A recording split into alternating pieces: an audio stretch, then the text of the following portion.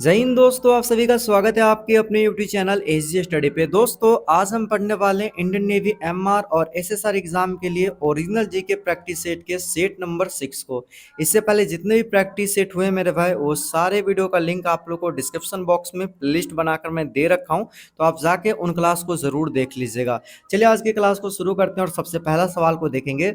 सबसे पहला सवाल मेरे कह रहा है अवसर की समानता से संबंधित अनुच्छेद है।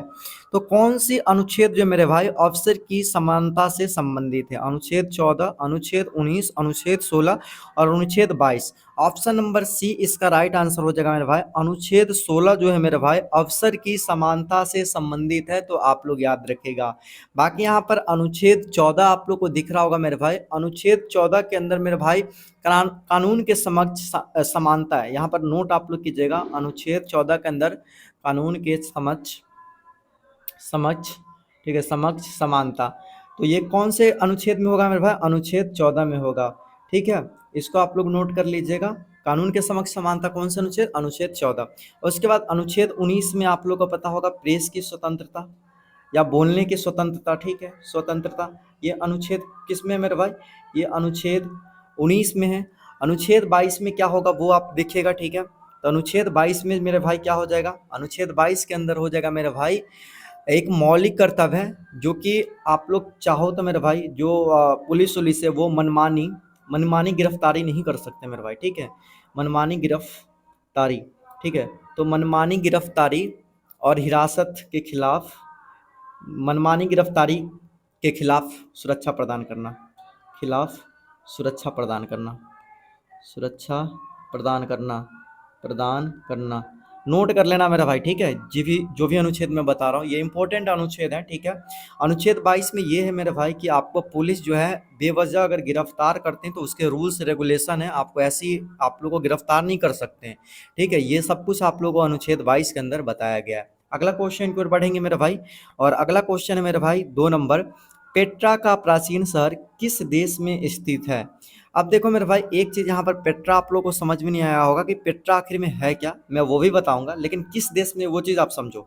सबसे सबसे पहले ऑप्शन ये दिया सीरिया, जॉर्डन, कजाकिस्तान और उज्बेकिस्तान है। इसका जो राइट आंसर हो जाएगा मेरे भाई वो हो जाएगा ऑप्शन नंबर बी होगा मेरे भाई, जॉर्डन हो जाएगा। ये पेट्रा का जो प्राचीन शहर है मेरे भाई ये जॉर्डन में। पेट्रा जो है मेरे भाई वहाँ का एक हिस्टोरिकल पैलेस है। ठीक है, जो कि पेट्रा यहाँ पर जो है मेरे भाई जॉर्डन में क्या एक हिस्टोरिकल पैलेस है जहाँ पे लोग घूमने के लिए जाते हैं। ठीक है, और इसको यूनेस्को के जो विश्व धरोहर में है ना, पेट्रा को शामिल किया गया। पूरा चट्टान सा है, देखोगे तो आपको देखने को मिल जाएगा। तो ये पूरा चट्टान से बना हुआ है। ठीक है, आप लोग जाके देखना चाहते हो तो देख लेना। ठीक है, इस बार अब चलते हम थोड़ा सा नीचे और बात करते हैं मेरे भाई स्वर्ण क्रांति के बारे में, कि भारत में निम्नलिखित में से किस कृषि क्षेत्र में विकास के लिए जिम्मेदार है? सीधा सीधा क्वेश्चन ये है मेरे भाई कि स्वर्ण क्रांति जो है किस मतलब कि किससे संबंधित है? ऑप्शन है बागवानी से, आलू उत्पादन से, पेट्रोलियम उत्पादन से, तिलहन उत्पादन से। बहुत इंपॉर्टेंट है क्वेश्चन। देखिए इसका राइट आंसर हो जाएगा बागवानी से। स्वर्ण क्रांति किससे संबंधित है? बागवानी से। प्लस में आप याद रखना बागवानी के साथ साथ मेरे भाई शहद उत्पादन से। ठीक है, यानी कि शहद से भी मेरे भाई क्या है, स्वर्ण क्रांति संबंध रखता है। अब आलू उत्पादन किस क्रांति से रखता है मेरे भाई? तो पूछेगा कि गोल क्रांति। किससे मेरे भाई? गोल क्रांति। तो गोल क्रांति किससे संबंध रखता है? आलू उत्पादन से। पेट्रोल जो हो जाएगा मेरे भाई किस क्रांति से संबंध रखता है? पीली क्रांति, क्या सॉरी काली क्रांति। क्या काली क्रांति किससे हो जाएगा मेरे भाई? पेट्रोल उत्पादन से हो जाएगा। जबकि तिलहन उत्पादन जो हो जाएगा पीली क्रांति से। किससे मेरे भाई? पीली क्रांति से। तो यहाँ पर 4 क्रांति आपको याद करने की मिला, और भी क्रांति है जिनको आप लोग याद कर लीजिएगा, आपके एग्जाम में इनसे क्वेश्चन बनेंगे। ठीक है, चलिए अगला क्वेश्चन की ओर बढ़ते हैं मेरे भाई। 4 नंबर, वाणिज्यिक अनाज कृषि का एक महत्वपूर्ण फसल कौन सा है? ठीक है, तो इसका राइट आंसर क्या होगा? ऑप्शन ए मेरे भाई दिया है गेहूं, ऑप्शन बी दिया है मेरे भाई गन्ना, ऑप्शन सी कपास और option D jute.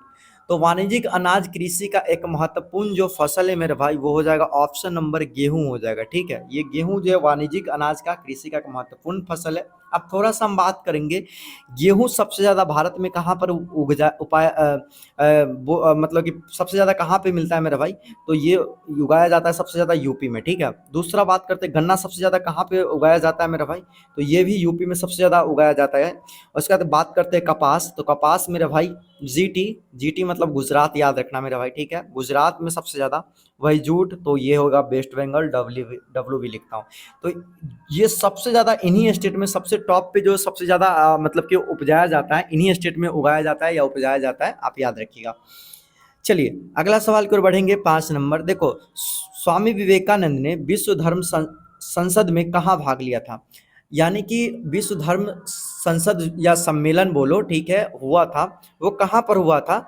Option A San Francisco, option B New York, option C Washington, option D Chicago. देखो ये शिकागो में हुआ था। कहाँ हुआ था मेरे भाई, शिकागो में हुआ था धर्म सम्मेलन या धर्म संसद बोल लो, जिसमें कि स्वामी विवेकानंद भारत की तरफ से भाग लेते हैं और वहाँ पर धर्म के बारे में वो क्या करते हैं मेरे भाई, वो वहाँ पर भाषण देते हैं, बहुत लंबा भाषण वो देते हैं मेरे भाई, तो इसको याद रखिएगा, ठीक है। चलिए अगला क्वेश्चन की ओर बढ़ते हैं मेरे भाई। अगला क्वेश्चन है, निम्न में से किस राजा द्वारा विक्रमशिला विश्वविद्यालय की स्थापना की गई थी। Option A Mihir Bhoj, option B Dharmapal, option C Devpal और ऑप्शन डी है मेरे भाई नागभट्ट। राइट आंसर हो जाएगा मेरे भाई ऑप्शन नंबर बी हो जाएगा मेरे भाई धर्मपाल, ठीक है। ये धर्मपाल के द्वारा क्या किया गया था मेरे भाई, विक्रमशिला विश्वविद्यालय की स्थापना किया गया था, आप लोग याद रखिएगा। विक्रमशिला विश्वविद्यालय कहाँ पे है, ये क्वेश्चन आपके एग्जाम में पूछा गया, तो याद रखिएगा विक्रमशिला विश्वविद्यालय मेरे भाई भागलपुर, भागलपुर जो कि कहाँ पड़ता है मेरे भाई, भागलपुर बिहार, ठीक है। तो ये बिहार में है मेरे भाई विक्रमशिला विश्वविद्यालय, और ये अपने ज़माना का बहुत ही टॉप विश्वविद्यालय था, जहाँ पर विदेशों से लोग आते थे इसमें पढ़ने के लिए, और साथ ही साथ नालंदा विश्वविद्यालय जो कि नालंदा बिहार में स्थित है। तो ये बहुत बहुत ज्ञान का केंद्र है ये सब विश्वविद्यालय, ठीक है, इसको याद रखिएगा। अगला क्वेश्चन मेरे भाई 7 नंबर बोल रहा है, हेलीकॉप्टर का आविष्कार किसने किया। ब्रेगवेट, कॉकरेल, ओटिस और फ्रैंक व्हीटल। तो इसका राइट आंसर हो जाएगा मेरे भाई ऑप्शन नंबर ए हो जाएगा ब्रेगवेट। ब्रेगवेट जो है मेरे भाई हेलीकॉप्टर का आविष्कार किया था, आप लोग याद रखिएगा, ठीक है। ये जो था मेरे भाई ब्रेगवेट जो हेलीकॉप्टर का जो आविष्कार हुआ था वो कब हुआ था मेरे भाई, तो इसका आविष्कार किया था मेरे भाई 1907 ईस्वी में। और ये 20 सेकेंड तक, कितना मेरे भाई 20 सेकेंड तक क्या किया था, 20 सेकेंड तक इसका जो हेलीकॉप्टर है वो हवा में उड़ा था, ठीक है, रुका हुआ था, ठीक है, इतना चीज। बाकी यहाँ पर नीचे पे जो आपको ऑप्शन दिख रहा है, कॉकरेल जो था मेरे भाई ये भी हेलीकॉप्टर ही बनाया था, ये 1908 में बनाया था। कौन मेरे भाई, ये कॉकरेल भी हेलीकॉप्टर को बनाया था, ठीक है। इसका जो हेलीकॉप्टर था वो 30 सेकंड के लिए, कितना मेरे भाई 30 सेकंड के लिए हवा में क्या था मेरे भाई, रुका हुआ था, ठीक है, आप याद रखिएगा। बाकी जो ओटिस आप दिख रहे हैं, ये ओटिस एक लिफ्ट जो था, ठीक है, लिफ्ट का आविष्कार किया था, ठीक है। क्या किया था मेरे भाई, लिफ्ट का आविष्कार किया जाता, जो कि हेलीकॉप्टर के सिद्धांत पे काम करती है। और ये फ्रैंक व्हीटल जो है मेरे भाई, ये जेट इंजन पता है ना, जेट जेट जेट पता है, जिससे कि लोग सफ़र करते हैं, ये एरोप्लेन की तरह कुछ दिखता है लेकिन उसमें बहुत कम सीट होते हैं। तो जेट इंजन का जो आविष्कार किया था मेरे भाई, जिससे हेलीकॉप्टर को अधिक शक्तिशाली और कुशल बनाने में मदद किया था, ये जेट इंजन, तो ये फ्रैंक व्हीटल ने किया था, ठीक है। तो आप इनको याद रख सकते हो। आगे चलते हैं और अगला क्वेश्चन मेरे भाई देखेंगे, कह रहा है डैश का चट्टानी गुफा मंदिर दुनिया के सबसे बड़ी अखंड संरचना है। कहाँ की मेरी भाई, उदयगिरी की या अजंता की, एलोरा की या बादामी की। देखो इसका राइट आंसर हो जाएगा एलोरा की, ठीक है। एलोरा की जो मेरे भाई चट्टानी गुफा मंदिर है, ये दुनिया की सबसे बड़ी अखंड संरचना वाली क्या है मेरे भाई, ये गुफा मंदिर है, आप लोग याद रखिएगा। देखिए अजंता और एलोरा की गुफा ये दोनों के दोनों महाराष्ट्र के औरंगाबाद में स्थित है। कहाँ है मेरे भाई, औरंगाबाद में स्थित है मेरा भाई। कहाँ पे, महाराष्ट्र में, मैं लिख देता हूँ महाराष्ट्र, MH, महाराष्ट्र में, ठीक है। अब देखो औरंगाबाद का भी हाल फिलहाल में क्या कर दिया गया मेरे भाई, नाम चेंज कर दिया गया और नया नाम इसका रखा गया मेरे भाई संभाजी नगर। क्या, संभाजी नगर। ये करंट अफेयर के क्वेश्चन बनेंगे तो इसको याद रखिएगा, ठीक है। छत्रपति संभाजी नगर अभी औरंगाबाद का नया नाम है, इसको याद रखिएगा। उदयगिरी मेरे भाई उड़ीसा की एक जगह है जहाँ पे उदयगिरी पहाड़ है, ठीक है, आप उसको याद रख सकते हो। अगला चलेंगे मेरे भाई 9 नंबर, निम्न में से कौन चालुक्य शासक था। चालुक्य शासक का यहाँ नाम बताना है। ये पुलकेशिन द्वितीय है मेरे भाई। हर्षवर्धन आपको दिख रहे होंगे, ऑप्शन सी समुद्रगुप्त और ऑप्शन डी कनिष्क दिख रहा है, ठीक है। इसका राइट आंसर हो जाएगा मेरे भाई ऑप्शन नंबर ए हो जाएगा पुलकेशिन द्वितीय। पुलकेशिन द्वितीय जो में थे चालुक्य शासक थे या चालुक्य वंश के शासक थे। यहाँ क्वेश्चन एक बन सकते हैं कि चालुक्य वंश के जो मेरे भाई संस्थापक थे, ठीक है, संस्थापक जो थे वो कौन थे मेरे भाई, तो चालुक्य वंश के जो संस्थापक थे भाई वो थे पुलकेशिन, मैं शॉर्ट में पी लिख देता हूँ, पुलकेशिन प्रथम थे, फर्स्ट, पुलकेशिन फर्स्ट, यानी कि पुलकेशिन प्रथम जो थे मेरे भाई चालुक्य वंश के शासक थे और पुलकेशिन द्वितीय भी चालुक्य वंश के ही शासक है, इसको याद रखिएगा। अगला क्वेश्चन है मेरे भाई 10 नंबर, निम्न में से कौन सा एक भारत में संवैधानिक निकाय नहीं है, यानी कि संविधान में उसकी चर्चा नहीं किया गया है। राष्ट्रीय मानव अधिकार आयोग, राष्ट्रीय अनुसूचित जनजाति आयोग, राष्ट्रीय पिछड़ा वर्ग आयोग, राष्ट्रीय अनुसूचित जाति आयोग। राइट आंसर हो जाएगा ऑप्शन नंबर ए हो जाएगा, राष्ट्रीय मानव अधिकार आयोग का जिक्र जो है मेरे भाई संविधान के अंदर नहीं किया गया है, तो इसको आप लोग याद रखिएगा, ठीक है। अगला क्वेश्चन की ओर बढ़ेंगे मेरे भाई, लियोनेल मेसी डैश खेल से एक प्रसिद्ध खिलाड़ी है, डैश खेल के, तो कौन से खेल के मेरे भाई, ये तो बहुत इजी क्वेश्चन है मेरे भाई, सबको बताना होगा इसका आंसर, ठीक है। देखो ऑप्शन है basketball, option B football, option C badminton और ऑप्शन डी क्रिकेट। 11 का राइट आंसर हो जाएगा मेरे भाई, वो हो जाएगा option B football. Lionel Messi जो है मेरे भाई फुटबॉल के मेरे भाई क्या है, एक प्रसिद्ध खिलाड़ी है, और आपको कमेंट सेक्शन में बताना है मेरे भाई आप किसके फैन हो, मेसी या रोनाल्डो के या सुनील छेत्री के आप फैन हो, एक बार बता दो फटाफट से कमेंट में, देखते हैं कौन कौन किसके फैन है, ठीक है। चलते हैं हम थोड़ा सा नीचे और अगला क्वेश्चन की ओर चलेंगे मेरे भाई। 12 नंबर मेरे भाई कह रहा है मेरे भाई, किस प्रसिद्ध भारतीय नेता को सीमांत गांधी के नाम से जाना जाता है मेरे भाई, खान अब्दुल गफ्फार खान, अब्दुल कलाम आज़ाद, नेताजी सुभाष चंद्र बोस और मोहम्मद अली जिन्ना। इसका जो राइट आंसर हो जाएगा मेरे भाई हो जाएगा ऑप्शन नंबर ए हो जाएगा, खान अब्दुल गफ्फार खान का जो एक उपनाम है वो सीमांत गांधी है, ये सीमांत गांधी के नाम से भी जाना जाता है, तो आप लोग याद रखिएगा। बाकी अबुल कलाम आज़ाद हो गया, ठीक है, उसका नेताजी सुभाष चंद्र बोस को किस नाम से जाना जाता है, नेताजी के नाम से जाना था, आप याद रखना, ठीक है। बाकी मोहम्मद अली जिन्ना की कोई बात नहीं करेंगे मेरे भाई, ये फालतू आदमी था और अभी मज़ा आ रहा है मेरे भाई। अभी जो भारत और पाकिस्तान युद्ध चल रहा है ना, कुछ लोग अपने घायल हुए हैं, उसके लिए बहुत ही दुख है अंदर से हम लोग को, लेकिन उसका बदला आज फिर से भारत दिन में ले लिया मेरे भाई, ताबड़तोड़ मतलब कि चल रहा है मेरे भाई फायरिंग, और दिवाली पाकिस्तान में मन रहा है, तो देख के अच्छा लग रहा है मेरे भाई। बाकी आप लोग एक बार जय हिंद कमेंट में करो मेरे भाई, ठीक है, एक बार इसी बात पे। चलो आगे देखते हैं 13 नंबर क्वेश्चन, बहुत ही प्यारा क्वेश्चन और बहुत ही प्यारा मंदिर है मेरे भाई।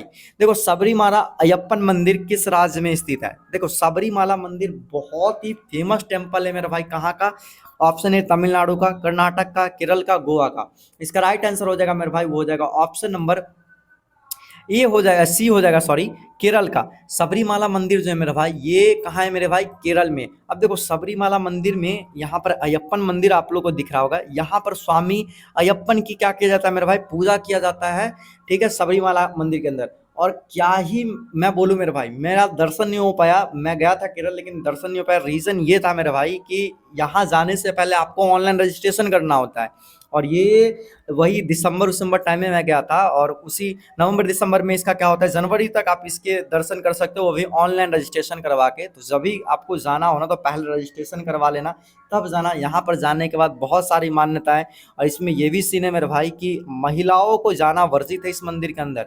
यानी कहने का मतलब ये है मेरे भाई कि 1 साल से लेकर 12 या 14 साल की जो लड़की है ना वो जा सकती है, और 14 साल के बाद से लेकर और 50 वर्ष तक की कोई भी औरत मंदिर के अंदर नहीं जा सकते हैं।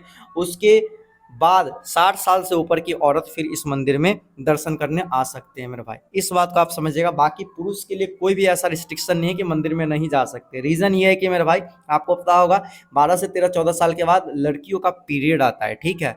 तो इस मंदिर का रूल रेगुलेशन है कि अगर आप पीरियड में आ गए तो उसके बाद मंदिर में नहीं जाना है लेडीज़ को, पूरा लाइफ टाइम के लिए नहीं, वो मैं जो एज का क्राइटेरिया बताया हूँ उस समय तक, ठीक है। तो जिसको भी जाना है मेरे भाई, अगर लड़की इस वीडियो को देख रहे हो तो आप सोच लेना कि 14 से पहले चले जाओ, ठीक है, बाकी आप फिर जा नहीं पाओगे। इसका जो रूल रेगुलेशन है मेरे भाई। और केरल में मंदिर को लेकर मेरे भाई बहुत ज़्यादा मान्यता है, बहुत रूल रेगुलेशन को ये फॉलो करते हैं। फंटास्टिक स्टेट है मेरे भाई, मजा आ गया था यहाँ गए थे तो, ठीक है। चलो अगला क्वेश्चन की ओर बढ़ेंगे और 14 नंबर क्वेश्चन देखेंगे।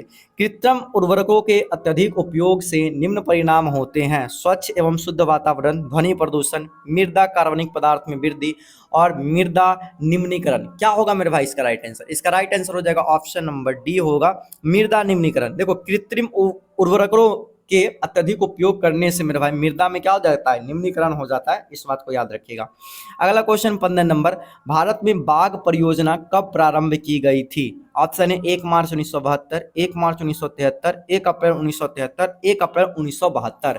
राइट आंसर हो जाएगा मेरे भाई, वो हो जाएगा ऑप्शन नंबर क्या होगा मेरे भाई, ऑप्शन नंबर सी हो जाएगा। 1 अप्रैल 1973 को मेरे भाई बाघ परियोजना प्रारंभ किया गया था, शुरू किया गया था। ये जिसको बोलते हैं प्रोजेक्ट टाइगर या टाइगर प्रोजेक्ट बोलते हैं, इसको मेरे भाई सबसे पहले इंदिरा गांधी, ठीक है, जो हमारी भारत की प्रथम महिला प्रधानमंत्री थी, ठीक है, इंदिरा गांधी ने शुरू किया था, ठीक है। प्रोजेक्ट टाइगर को किसने शुरू किया था? सबसे पहले इंदिरा गांधी शुरू किए थे। अब यहाँ से एक चीज रिलेट करना है मेरे भाई कि अंतर्राष्ट्रीय बाघ दिवस कब मनाया जाता है। कल के प्रैक्टिस सेट में ये क्वेश्चन मैं आपको करवाया था, आपको इसे बताना है कमेंट सेक्शन में। ये आप लोग का आज HW रहेगा मेरे भाई, अंतर्राष्ट्रीय बाघ दिवस कब मनाया जाता है। जिनको पता नहीं है मेरे भाई वो पिछले प्रैक्टिस सेट को देख लीजिएगा, पता चल जाएगा, लिंक डिस्क्रिप्शन बॉक्स में प्लेलिस्ट का। चलिए अगला क्वेश्चन 16 नंबर, भारत में वन्य जीव सप्ताह किस माह में मनाया जाता है? ऑप्शन ए सितंबर, ऑप्शन बी अक्टूबर, ऑप्शन सी नवंबर और ऑप्शन डी दिसंबर। राइट आंसर हो जाएगा ऑप्शन नंबर बी अक्टूबर। भारत में वन्य जीव सप्ताह जो है मेरे भाई अक्टूबर माह में मनाया जाता है, आप लोग को याद होना चाहिए। अगला क्वेश्चन है मेरे भाई, मानस राष्ट्रीय उद्यान को किस वर्ष यूनेस्को द्वारा विश्व धरोहर स्थल घोषित किया गया था? ये मानस राष्ट्रीय उद्यान जो है सबसे पहले बताते हैं कहाँ पे, ये है मेरे भाई असम में। कहाँ है मेरे भाई मानस राष्ट्रीय उद्यान? पूछा गया कहाँ पर है मेरे भाई, तो ये असम में है सबसे पहले। इसको कब यूनेस्को के विश्व धरोहर में शामिल किया गया? 1928, 1975, 1985, 1996। राइट आंसर हो जाएगा मेरे भाई, वो हो जाएगा ऑप्शन नंबर क्या होगा मेरे भाई, ऑप्शन नंबर सी हो जाएगा। 1985 में इसको किया गया था मानस राष्ट्रीय उद्यान को। अब एक चीज यहाँ पर याद रखिएगा कि भारत के कितने विश्व धरोहर को मेरे भाई यूनेस्को के अंदर शामिल किया गया था। तो उस दिन मैं आपको बताया था कि 43 ऐसे जगह हैं जिनको यूनेस्को के विश्व धरोहर में शामिल किया गया भारत के, जिसमें से कि आपको बताए थे मेरे भाई 35 जो थे वो सांस्कृतिक थे, ठीक है, जबकि मेरे भाई 7 जो थे मेरे भाई वो क्या थे मेरे भाई, कल्चरल थे, और एक जो थे मेरे भाई वो क्या थे, मिश्रित थे, ठीक है। तो सॉरी कल्चरल नहीं, 7 प्राकृतिक याद रखना, सॉरी, ठीक है। तो 7 प्राकृतिक, 35 सांस्कृतिक और एक जो हो जाएगा मेरे भाई मिश्रित, जो कि कंचनजंगा है, आपको पता होना चाहिए, ठीक है। चलिए आगे देखो मेरे भाई, यहाँ पे आ गया नाटो। बहुत ही अच्छा यहाँ पर क्वेश्चन आया कि नाटो का फुल फॉर्म क्या है। ये नेवी के अंदर ये क्वेश्चन पूछा गया। सबसे पहले देखो इसका राइट आंसर सीधा हम बात करेंगे, ठीक है। तो इसका राइट आंसर हो जाएगा ऑप्शन नंबर क्या होगा मेरे भाई, डी हो जाएगा, ठीक है, नॉर्थ अटलांटिक ट्रीटी ऑर्गेनाइजेशन। अब ये अटलांटिक ट्रीटी ऑर्गेनाइजेशन जो है क्या, इसके बारे में भी हम डिटेल में आपको बताएंगे और मजा आ जाएगा सुन के मेरे भाई, सच बता रहा हूँ आप लोग को, ठीक है। देखो सबसे पहले नाटो का फुल फॉर्म जानेंगे। देखो नाटो का आपसे पूछेगा सबसे पहले हेड क्वार्टर, क्या पूछेगा, हेड क्वार्टर। सबसे पहले आप नोट करना हेड क्वार्टर, इसका हेड क्वार्टर कहाँ है, ब्रुसेल्स। कहाँ है मेरे भाई, ब्रुसेल्स। ये कहाँ है ब्रुसेल्स मेरे भाई, बेल्जियम। कहाँ है, बेल्जियम। तो बेल्जियम की ही राजधानी ब्रुसेल्स है, जहां पे क्या है मेरे भाई, नाटो का हेड क्वार्टर है, मुख्यालय है। तो नाटो का मुख्यालय कहाँ होगा, ब्रुसेल्स में होगा। इसको नोट कर लो फटाफट से।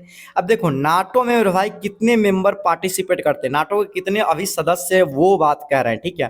तो नाटो में मेरे भाई सदस्य कितने हैं, तो नाटो के सदस्य मेरे भाई अभी वर्तमान में 32 सदस्य। कितना सदस्य मेरे भाई ऐड हो चुके हैं नाटो के अंदर, 32 सदस्य। अब देखो मेरे भाई 32 सदस्य यहाँ पर नाटो का है। अब देखो यहाँ पर एक चीज अभी आपको पता होगा कि एक युद्ध चल रहा है मेरे भाई, अभी युद्ध चल रहा है, लेकिन हम बात करेंगे मेरे भाई युद्ध, किस युद्ध के बारे में, तो रूस, ठीक है, रूस और यूक्रेन, रूस और वर्सेस यूक्रेन, ठीक है, यूक्रेन की युद्ध की बात करेंगे। तो इसका जो युद्ध का मेन रीजन क्या है मेरे भाई, इसका युद्ध का मेन रीजन ही नाटो है मेरे भाई। रूस चाहता क्या था मेरे भाई कि यूक्रेन को नाटो के अंदर क्या नहीं करना है मेरे भाई, नाटो का सदस्य नहीं बनाना है। किसको, यूक्रेन को। अगर यूक्रेन नाटो का सदस्य बन जाता मेरे भाई तो क्या होता, यूक्रेन को नाटो के सदस्य बनने के बाद रूस पे थोड़ा सा दिक्कत होता, क्या कि मेरे भाई यूक्रेन के पास आके मेरे भाई कौन, ये अमेरिका वाला रूस पे हमला बोल सकते थे। इसी के कारण क्या हुआ है मेरे भाई, सदस्य न बने। इसी के कारण अभी तक रूस और यूक्रेन के बीच में युद्ध चला हुआ है मेरे भाई, और लगभग देखोगे तो 5 साल होने वाले हैं मेरे भाई ये युद्ध के, और अभी तक ये युद्ध शांत नहीं हुआ है और अभी भी युद्ध चल रहा है। आपको पता होगा आज है डेट मेरे भाई 8 तारीख, ठीक है। अभी आज जो हम वीडियो बना रहे हैं ये 8 मेरे भाई क्या है, 8 मई चल रहा है, ठीक है, 8 मई चल रहा है। और 10 मई की 9 मई को वहां पर रूस में होने वाला है मेरे भाई विक्ट्री परेड होता है हर साल, जिसमें कि बहुत सारे देश के क्या आते हैं मेरे भाई, गेस्ट लोग आते हैं। तो अभी यूक्रेन ने सीधा सीधा अभी क्या बोला है मेरे भाई कि इस 10 तारीख को जो विक्ट्री परेड होगा उस पे हम हमला बोलने वाले हैं मेरे भाई, जहाँ पे और भी देश के हो सकते हैं चीफ गेस्ट आएंगे, प्रधानमंत्री, विदेश मंत्री, कोई भी देश से कुछ भी पहुंच सकते हैं। तो रूस ने यूक्रेन को सीधा सीधा क्या कहा है मेरे भाई, खुला चैलेंज किया है कि अगर आप क्या करते हो मेरे भाई, 10 तारीख को विक्ट्री परेड पे अगर आप हमला करोगे तो सीधा सीधा, सॉरी 9 को होगा मेरे भाई, 9 को होगा, एकदम कंफर्म है, 9 मई को होगा विक्ट्री परेड। तो बोले कि यूक्रेन बोला, रूस बोला है मेरे भाई कि 10 तारीख का जो है ना यूक्रेन, तुम सुबह का जो सूरज है वो नहीं देख पाओगे। यानी कि हो सकता है मेरे भाई कि 10 तारीख को इसके ऊपर क्या कर देगा, परमाणु बम गिरा देगा, और परमाणु गिरने के बाद समझ सकते हो कि यूक्रेन बचेगा नहीं, ठीक है। तो ये एक इंटरेस्टिंग कहानी था युद्ध के पीछे, पता होगा। और अभी भारत युद्ध का तो पता ही मेरे भाई क्या खेल चल रहा है, ठीक है। चलिए आगे चलते हैं। और 19 नंबर, रेड डाटा बुक एक किताब है जो डैश का रिकॉर्ड रखती है, किसका रिकॉर्ड रखती है, नाभिकीय रिएक्टर का, लुप्त प्राय प्रजातियों का, चक्रवात का, भूकंप का। राइट आंसर हो जाएगा ऑप्शन नंबर बी, लुप्त प्राय प्रजातियों का। रेड डाटा बुक जो है मेरे भाई एक किताब है जिसके अंदर जो भी चीज विलुप्त हो जाता है ना उसके बारे में बताया। जैसे डायनासोर अभी विलुप्त हो चुका है तो उसका डाटा कहाँ पर मिलेगा, ये रेड डाटा बुक जो है उसके अंदर देखने को मिलेगा। डोडो एक पक्षी है वो भी विलुप्त हो चुका है तो उसका डाटा कहाँ पर मिलेगा, ये रेड डाटा बुक के अंदर मिलेगा। तो यही चीज है कि रेड डाटा बुक क्या करता है, विलुप्त जो भी प्राणी है उसका डाटा रखता है अपने अंदर। चलिए अगला क्वेश्चन हम लोग चलते हैं। और डैश को भारतीय सिनेमा के पिता के रूप में जाना जाता है, किन को जाना जाता है मेरे भाई, ऑप्शन नंबर ए हो जाएगा, दादा साहेब फाल्के को मेरे भाई भारतीय सिनेमा के पिता के रूप में जाना जाता है, याद रखिएगा। एक चीज मैं यहाँ पर क्लियर कर दूं मेरे भाई, भारत की पहली जो फिल्म थी मेरे भाई वो कौन थी मेरे भाई, राजा हरिश्चंद्र था। कौन था, राजा हरिश्चंद्र। तो राजा हरिश्चंद्र जो मूवी था वो कौन बनाया था, दादा साहेब फाल्के ने बनाया था, ठीक है। तो ये भारत की पहली मूक मूवी थी। मूक मतलब क्या होता है मेरे भाई, यानी कि साइलेंट, बिल्कुल कुछ नहीं बोला था, बस चित्र तुमको देखने को मिलता लेकिन उसमें कुछ भी जो है मेरे भाई आवाज सुनने को नहीं मिलता। तो ये अगर पूछेगा कि भारत की पहली जो मूवी थी वो कौन सी थी, तो राजा हरिश्चंद्र, ये मूक मूवी है। अगर आपसे पूछे कि भारत की पहली बोलती फिल्म, पूछेगा कि बोलती फिल्म कौन सी है भारत की पहली, तो ये आलम आरा है, याद रखिएगा। आलम आरा जो है भारत की पहली मूवी है जिसमें कि आवाज भी आया था, फिगर भी आया था, दोनों चीज, ठीक है। चलिए अगला क्वेश्चन देखेंगे। 21 नंबर, भारत में यारलुंग सांगपो नदी को किस नाम से जाना जाता है, इसको जाना जाता है मेरे भाई ब्रह्मपुत्र नदी के नाम से जाना जाता है। यारलुंग सांगपो नदी को मेरे भाई किस नदी के नाम से जाना जाता है, ब्रह्मपुत्र नदी के नाम से जाना जाता है, आप सभी को पता होना चाहिए। ब्रह्मपुत्र नदी की जो लंबाई है मेरे भाई ये 2900 किलोमीटर है, आप लोग याद रखिएगा। और ये इसका ब्रह्मपुत्र नदी को मेरे भाई सबसे पहले यहाँ पर ध्यान रखिएगा, इसकी जो उद्गम होता है वो कहाँ से होता है, तिब्बत के मानसरोवर झील से। तिब्बत के मानसरोवर से मेरे भाई क्या होता है मेरे भाई, ब्रह्मपुत्र नदी, जिसको कि तिब्बत में यारलुंग सांगपो बोलते हैं। ये कहाँ पर नाम है इस ब्रह्मपुत्र नदी का, ये यारलुंग सांगपो तिब्बत में नाम है। तो ये तिब्बत में यारलुंग सांगपो के नाम से जाना जाता है। और उसके बाद ये क्या करता है, तिब्बत से निकलते निकलते मेरे भाई कहाँ पर इंटर करता है, अरुणाचल के दिहांग में इंटर करता है। सॉरी, ठीक है, सॉरी दिहांग, हाँ सॉरी दिहांग बोल रहा हूँ मैं, अरुणाचल के नाम बरवा में, ठीक है, ठीक है, नमचा वर्मा में ये इंटर करता है ये ब्रह्मपुत्र नदी, जिसको बोलते हैं यारलुंग सांगपो। और ये ब्रह्मपुत्र नदी का नाम जो अरुणाचल प्रदेश में है, अरुणाचल प्रदेश में दिहांग के नाम से जाना जाता है। यही मैं बोल रहा था तब से, दिहांग के नाम से ब्रह्मपुत्र नदी को कहाँ से, अरुणाचल प्रदेश में जाना जाता है। तिब्बत में यारलुंग सांगपो के नाम से जाना जाता है। और जब असम में इंटर करता है ना मेरे भाई, असम में, तब इसको ब्रह्मपुत्र नदी के नाम से जाना जाता है, याद रखिएगा। ब्रह्मपुत्र का अर्थ ही होता है ब्रह्मा का पुत्र मेरे भाई, तो आप लोग याद रखना। और एक और क्वेश्चन इससे ये बनेगा मेरे भाई, अगर आपसे पूछे भारत की सबसे सबसे चौड़ी नदी, सबसे चौड़ी नदी तो कौन सी हो जाएगी मेरे भाई, भारत की सबसे चौड़ी नदी ब्रह्मपुत्र हो जाएगा, आप लोग याद रखेगा। सबसे लंबी गंगा और सबसे चौड़ी ब्रह्मपुत्र, क्लियर है। चलिए अगला क्वेश्चन 22 नंबर, अल बरूनी द्वारा अरबी पुस्तक का नाम क्या है, अल बरूनी द्वारा जो पुस्तक है मेरे भाई उसका किताब उल हिंद नाम है, ठीक है, अरबी पुस्तक है, इसको याद रखिएगा। अगला क्वेश्चन हम लोग देखेंगे 23 नंबर, यूनेस्को द्वारा 23 अप्रैल को क्या मनाया जाता है, तो ऑप्शन है विश्व संगीत दिवस, विश्व पुस्तक और कॉपीराइट दिवस, विश्व पर्यावरण दिवस, विश्व खाद्य दिवस। इसका जो राइट आंसर हो जाएगा मेरे भाई वो हो जाएगा ऑप्शन नंबर क्या होगा मेरे भाई, बी हो जाएगा, विश्व पुस्तक और कॉपीराइट दिवस जो यूनेस्को द्वारा 23 अप्रैल को मनाया जाता है, आप लोग याद रखिएगा। अगला क्वेश्चन की ओर बढ़ेंगे और अगला क्वेश्चन है मेरे भाई 24 नंबर सवाल कह रहा है मेरे भाई, किस घटना ने पुस्तक संविधान सभा की महिला और सदस्यों का जीवन और योगदान की औपचारिक रिलीज को चिन्हित किया है? तो ये मेरे भाई ऑप्शन नंबर बी हो जाएगा। अंतर्राष्ट्रीय महिला दिवस ही मेरे भाई है जो कि अंतर्राष्ट्रीय सभा की महिलाओं सदस्यों का जीवन योगदान की जो औपचारिक घटना है उसको चिन्हित करता है। अब अंतर्राष्ट्रीय महिला दिवस पिछले प्रैक्टिस सेट में बताया था कि कब मेरे भाई 8 मार्च को मनाया जाता है, जबकि मेरे भाई स्वतंत्रता दिवस 15 अगस्त को मनाया जाता है। ठीक है, उसके बाद संविधान दिवस जो है मेरे भाई वो कब मनाया जाता है, वो 26 जनवरी को मनाया जाता है। उसके बाद हम लोग बात करते हैं मेरे भाई गणतंत्र दिवस, तो ये गणतंत्र दिवस 26 जनवरी को, सॉरी 26 जनवरी नहीं मेरे भाई, ये क्या मैं लिख रहा हूँ, ठीक है 26 जनवरी को तो गणतंत्र दिवस, और 26 नवंबर क्या मेरे भाई, 26 नवंबर को मेरे भाई क्या मनाया जाता है, संविधान दिवस मनाया जाता है। आपको याद होना चाहिए, ठीक है, सबको नोट करना मेरे भाई, एक्स्ट्रा जो फैक्ट बता रहा हूँ मैं। आज का आखिरी सवाल, विश्व नागरिक सुरक्षा दिवस 2025 का थीम क्या है, विषय क्या है, वो बताना है। इसका राइट आंसर हो जाएगा मेरे भाई ऑप्शन नंबर ए हो जाएगा, नागरिक सुरक्षा, जनसंख्या के लिए सुरक्षा की गारंटी प्रदान करना। ये मेरे भाई 2025 की नागरिक सुरक्षा दिवस का मेरे भाई क्या चीज है, थीम है, आपको पता होना चाहिए।